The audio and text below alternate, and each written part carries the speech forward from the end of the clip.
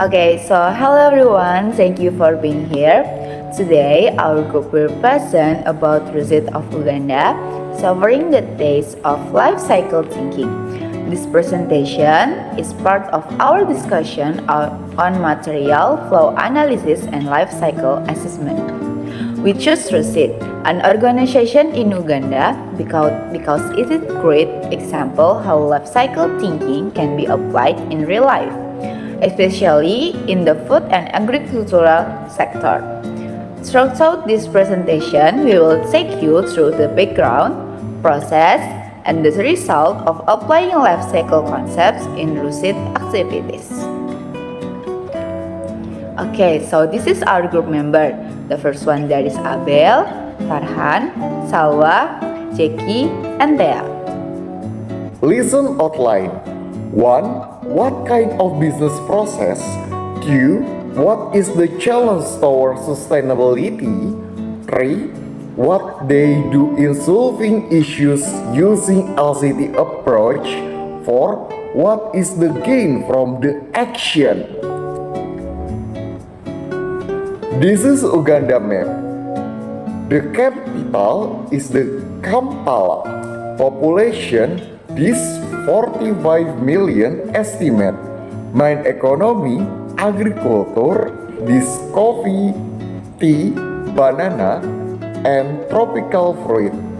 Rusit Rural Community in Development, Mityana, Uganda.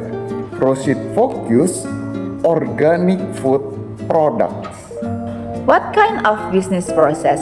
So let's begin our journey into understanding how Rusit contributes to sustainable development while also improving local communities' quality of life. So Rusit stands for Rural Community in Development. It's a small business in Uganda that focuses on organic food products. Their main products are organic fruit juice and sun-dried fruit grapes, which are made from local fruits. They don't just sell in Uganda, but also in Kenya and even export to Europe.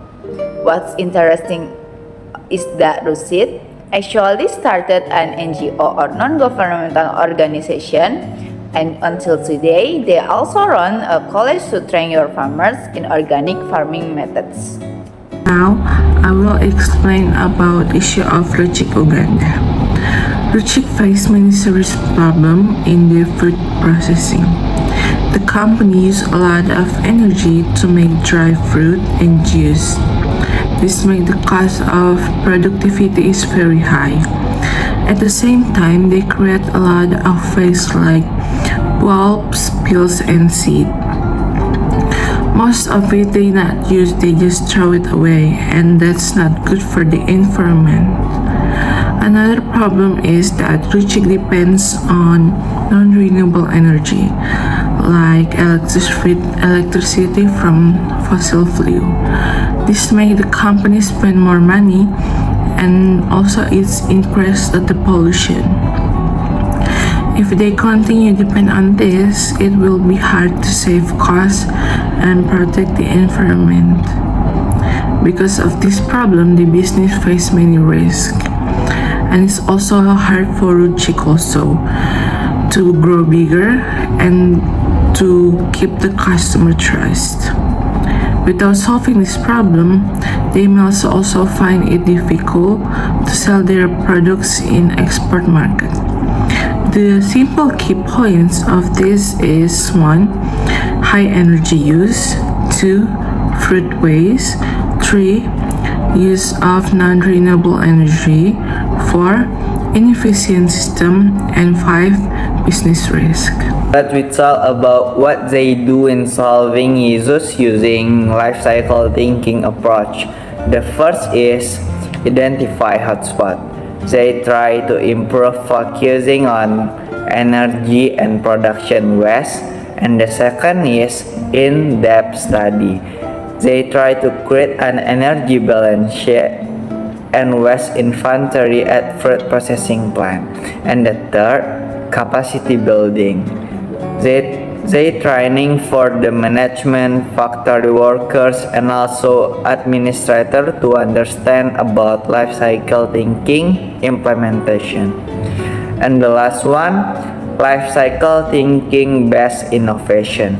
The first, installation of biogas digester to process fruit waste into energy.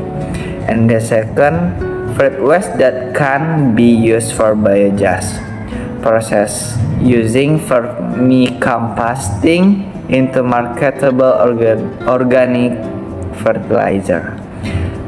And the third, the use of large capacity truck for efficiency transportation of raw material. So let's we talk about the result of RUSIT. So by applying life cycle thinking, RUSIT achieved several important results. Their annual revenue increased by about 25% due to energy saving and better waste management. Fruit waste that used to be discharged is now processed into organic fertilizer, which gives additional income. They also use biogas from fruit residues, reducing their dependence on external energy source. In addition, the use of larger capacity trucks made logistics more efficient, cutting costs and energy use. This improvement not only strengthened the financial of performance, but also enhanced RUSIT's reputation among stakeholders. Their organizational culture also shifts toward sustainability, with stronger data-driven decision-making and higher environmental awareness. So this is our main reference. Our main reference is the book listed on this slide, together with supporting materials about life cycle thinking in agriculture and fruit processing. In conclusion, the case of RUSIT proved that sustainable can go hand in hand with business growth. By adapting life cycle thinking, they managed to reduce environmental impacts, gain financial benefits, and build trust with their stakeholders. This shows that sustainable practices are not only necessary for the environment, but also create long-term value for the company. So I think that is the end of our presentation. Thank you for your kind attention. See you in the next time.